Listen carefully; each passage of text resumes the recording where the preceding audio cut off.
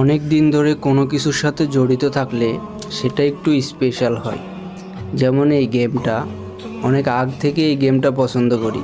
2019 সাল থেকে এই গেমটা পছন্দ করি। আসলে শুধু আমি না, যারাই এই গেমটা একবার খেলেছে, যারাই এই গেমটা একবার পছন্দ করেছে, তাদের কাছে এই গেমটা একটু হলেও স্পেশাল। আমি জানি যারা এই গেমের প্রেমে পড়েছে বা যারা অনেক দিন ধরে এই গেমটা খেলছে, তারা এই গেমটা ছাড়তে পারে না। হয়তো এই গেমটা মাঝে মধ্যে অনেক কষ্ট দেয়, বাট এই যে ছেড়েও দেয় অনেকে, 2-3 দিন পরে আবার ঠিকই গেমটা খেলে। আসলে এই গেমটা অনেক ছেলেদের ইমোশন, অনেক অনেক ছেলেদের এটা একটা আবেগের জায়গা।